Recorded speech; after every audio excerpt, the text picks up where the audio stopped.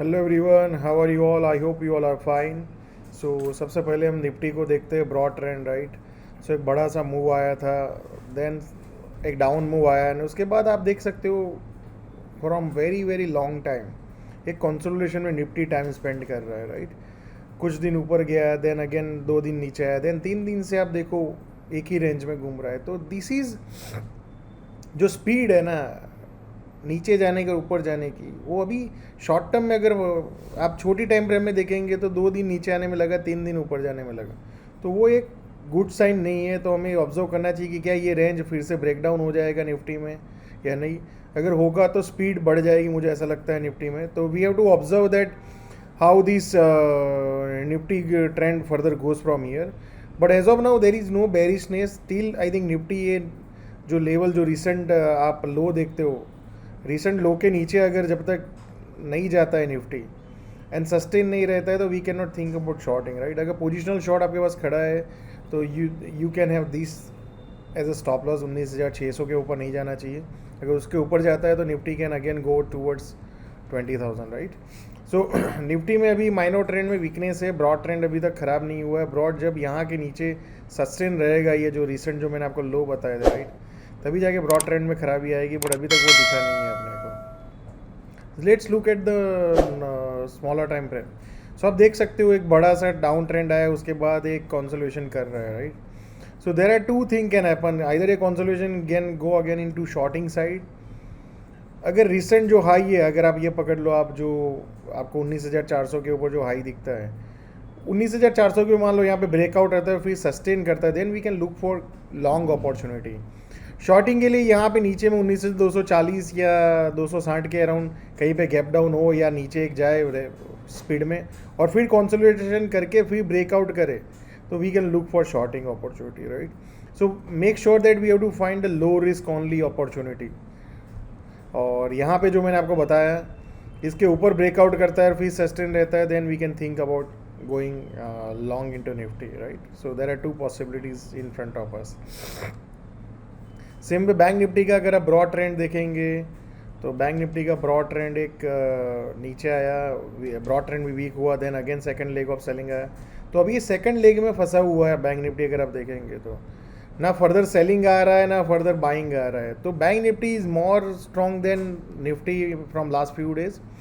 सो जैसे मैंने आपको डिस्कस किया, अगर इसके ऊपर मान लो बैंक निफ्टी जाता है, यहाँ पे कहीं पे वो जाता है फिर सस्टेन करता है, तो we can look for long opportunity.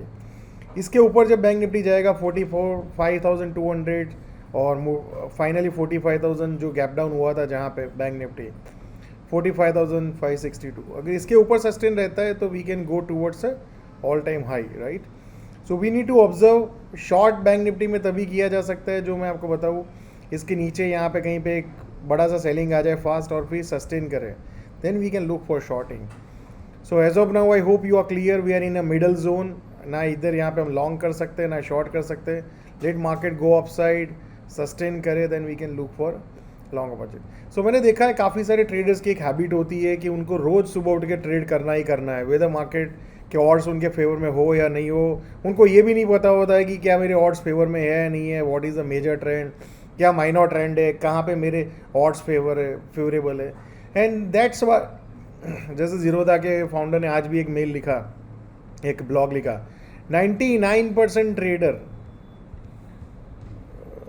सही भाषा में लिखा कि एफडी से भी कम कमाते हैं, फिक्स डिपॉजिट से भी कम रिटर्न कमाते हैं.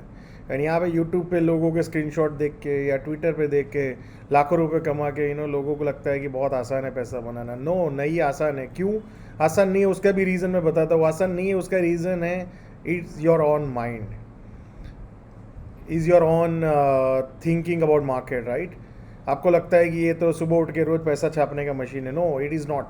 You have to wait for your edge, you have to wait for your highest probability to turn into your market, and when there is a low odds of very low risk. because आप कितना भी study कर लो, कितना भी setup बना लो, 10 out of 5 time और उससे भी ज़्यादा आप गलत ही पढ़ने वाले हो. So that's why you need a good high risk reward system, right, जहाँ पे लो रिस्क हो, गलत पढ़ो तो भी you lose a very small thing, right. So remember this thing guys. Market तो हमेशा ओपन रहता है, बट क्या is market a tradable? That should be your question, not कि मार्केट ओपन है या नहीं है.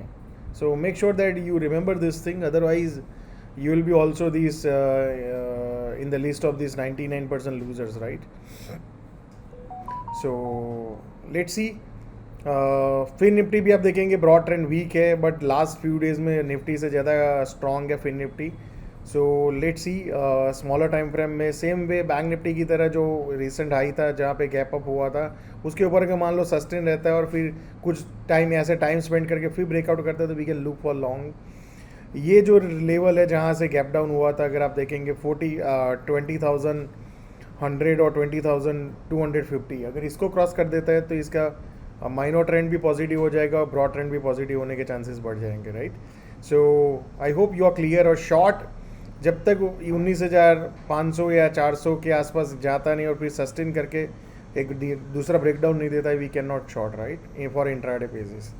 सो I hope you are clear that fin Nifty and bank Nifty का ब्रॉड ट्रेंड वीक है, बट लास्ट फ्यू डेज से they are strong. सो अगर market को वीक होना है तो ये दोनों भी वीक हो जाएंगे, निफ्टी तो ऑलरेडी वीक है.